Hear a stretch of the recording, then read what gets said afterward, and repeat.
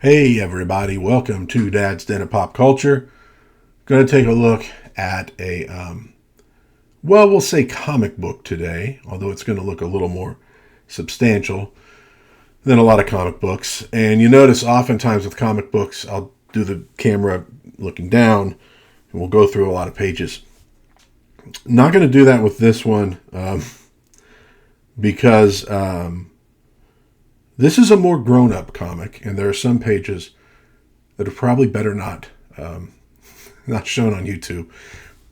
One, because I like to keep this more of an all-ages channel, and two, because I don't know if like YouTube would freak out.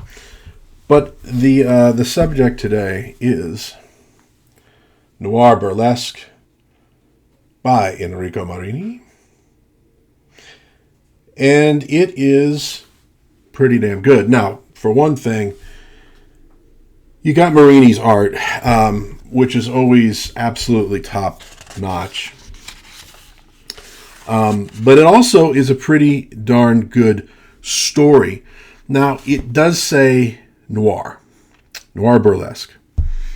And noir would tend to say, so like a film noir. And having read it, I would say, not really. A lot of stuff gets labeled as noir because it is 1940s or early 50s. They kind of blend in terms of style. And it's crime, and therefore it's noir. But noir is really a little more, not everything from the 40s, 50s, it's crime is noir. Noir tends to be a little more, from an aesthetic point of view, shadow and light. A lot of that is owed to the fact that noir typically were low-budget movies.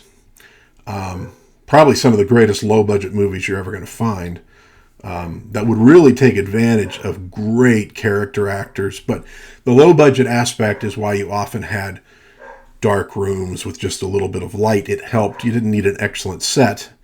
You could work with that, but the shadow and light also worked with the subject matter. You often have very ambiguous characters. Sure, you'll have some characters that are, unremittingly evil and wicked, but you'll also have some who are perhaps at the last moment redeemable. The cigarette being the famous last rites for many characters in film noirs, when they have finally done the right thing and gotten themselves killed because of it.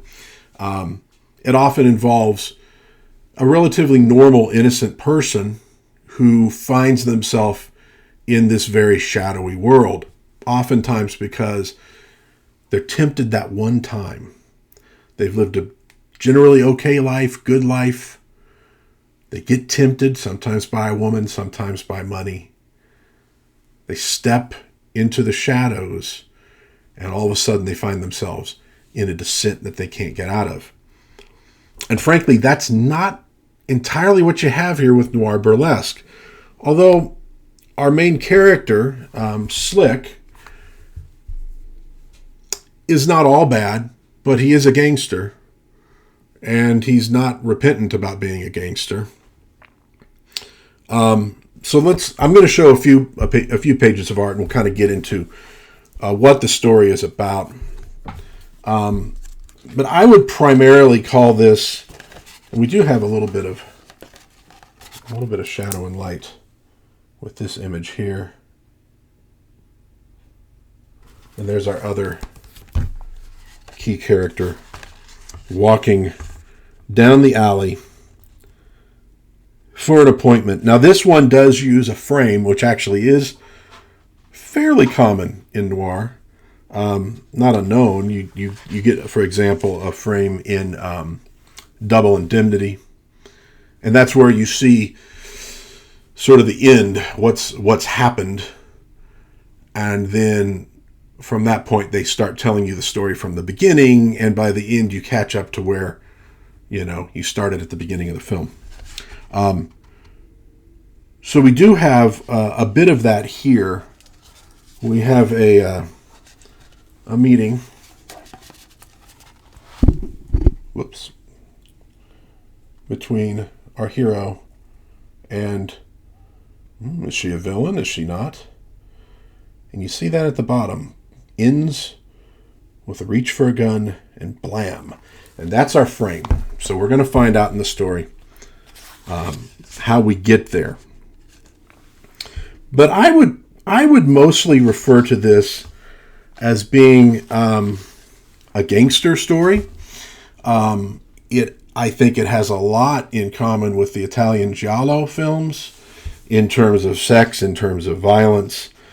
But you don't get a ton of ambiguity in this. We have a detective who, for the most part, seems to be a good guy. And everybody else is basically a villain. And they're not really all that shy about their villainy. So the woman in this, and you notice we're primarily black and white with some red, is Caprice. She is a burlesque dancer, hence Noir Burlesque.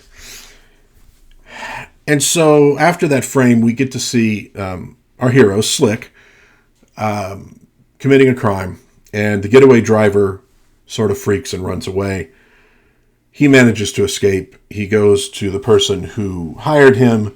There is a confrontation. This person is currently dating Caprice, and but Caprice obviously has a history with Slick. He kind of knows who she really is and where she really comes from, and their relationship ended when he went off to fight in the war, which you would presume is World War II. The setting looks to be early 50s in this book. And so you get some double dealing as she is playing these two men off of one another. And again, the artwork is stunning. The storytelling is excellent because we're talking about a real pro. And so everything starts to kind of spiral down as you know, the gangster who hired Slick wants him to do another job, and he's going to kill him if he doesn't. And Caprice is kind of going behind his back to this guy. There's a lot of these threads. If you love Gangster, you love the organized crime stuff, I think you're going to dig this book. Again, I'm not going to show all of the violence because some of it does get pretty gory. But you can see, if you like a little violence in your stories, you're going to get it here. It's a good story. It didn't have, to me, a tremendous number of twists and turns. It's fairly straightforward. Like I said, early on, you kind of know where everybody stands and where everybody's aiming. And Slick is going to obviously, and you kind of know he's going to be doing this, so it doesn't come as a surprise. He's going to be double-crossing the folks he's working for to get out of this thing alive and hopefully with a payout.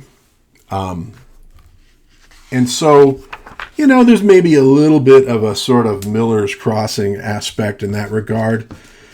Probably not as deftly handled as Miller's Crossing, which of course is kind of ambiguous, so maybe it's actually better handled in there because you're not wondering what the hell is actually happens when you get to the end of this one. But it's fairly straightforward. But again, like a Giallo film, you got your sex, you got your violence, you got a lot of bad dudes, you got a very bad woman, and you read through to find out how it all shakes out at the end. Does anybody come out of this thing happy, healthy, alive? And that frame shows you somebody dies, right? Caprice, Slick, one of them. They're the two key characters. Do they both die? Ooh, you have to get the book to find out. Now, one thing I did want to point out in this book, because it struck me while I was reading it, and this is purely an art thing. I've been reading a lot of modern comic books lately. And typically, stunning artwork. Beautiful artwork. But the one thing that kind of bugs me about some of them are the backgrounds. Not that they're sparse, and I know some people have complained about that. A lot of the backgrounds, whether it's rooms, whether it's an exterior, look too much to me like architectural drawings. I don't know that they're drawn on computers, but they might very well be drawn on computers. Very straight lines, very straight angles.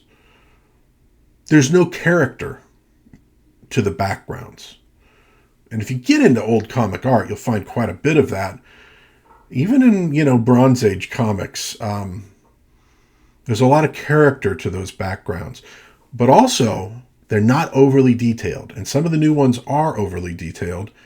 And as a result, draw your eye away from the characters. The backgrounds, the cityscapes, the rooms, whatever, are part of your supporting cast in a comic book.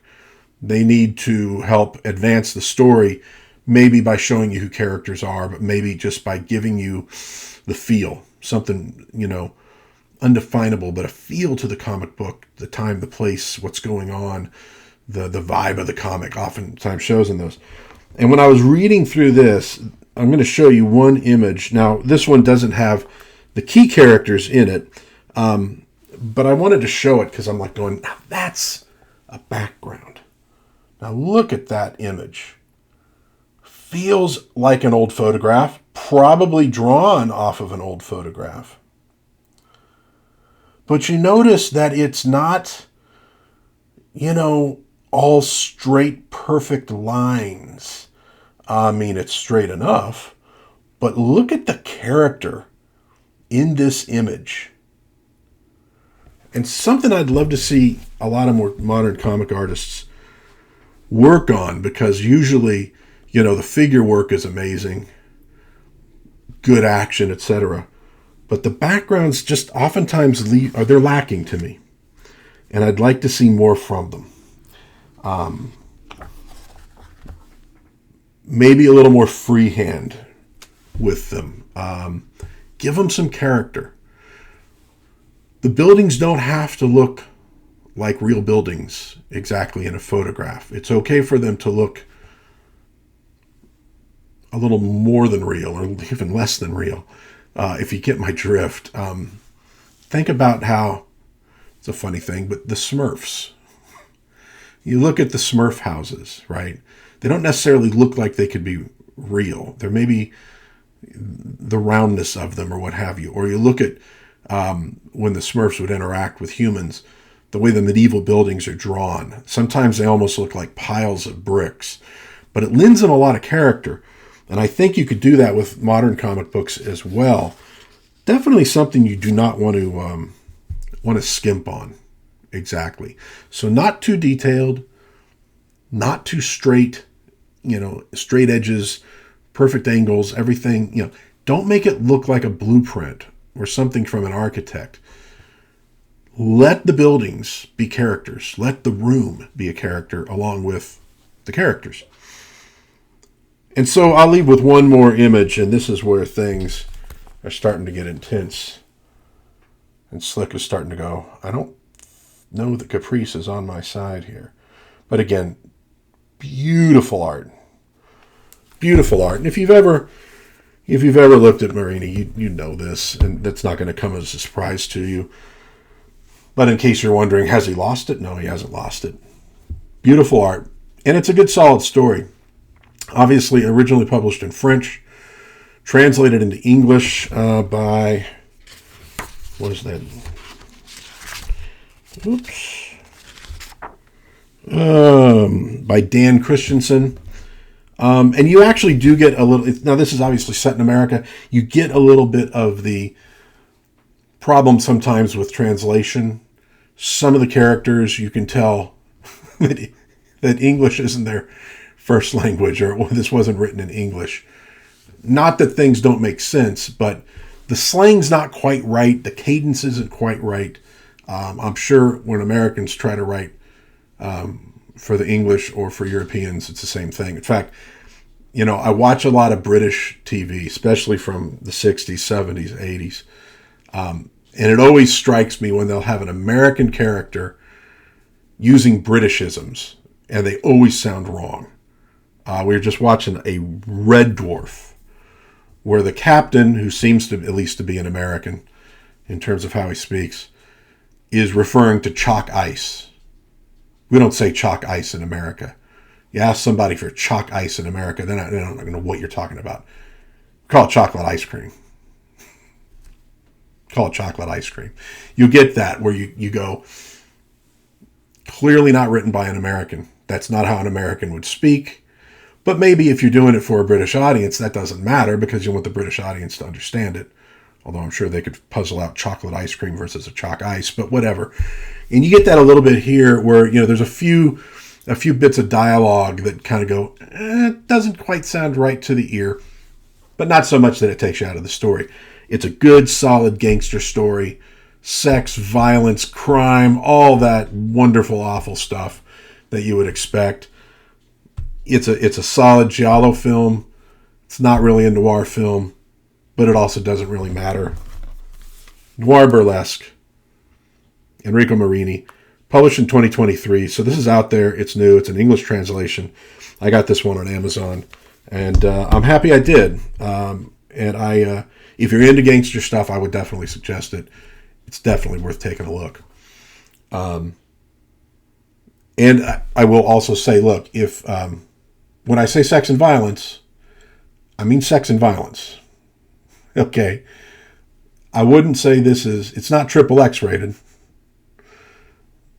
Probably would be rated X back in the day, for a few scenes.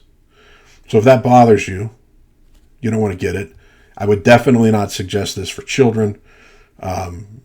Use your best judgment if you're a parent, whether you would let a teenage kid look at it or not. I mean, again, it's not extremely explicit, although some of the violence is particularly gory. But if you're an adult and you like gangster stuff, check out Marini's Noir Burlesque. Good, solid book. If you've read it, I'd love to hear what you think of it in the comments, or if you're a Marini fan, or, well, even if you're a detractor, I'd love to see what you think. If, you want to argue with me about noir films, go right ahead. I'm not an expert. I'm just giving you sort of my impression of what film noir is. I'm sure there's other definitions out there. But anything you want to put in the comments, I would love to hear it, and I'll do my best to answer everybody who does comment. With that being said, God bless everybody. Be kind to one another. Unlike the characters in Noir Burlesque, who are pretty much never kind to one another. A little act of kindness at the end, actually. And try to have some fun. And I will see you next time in Dad's Den of Pop Culture. Bye-bye.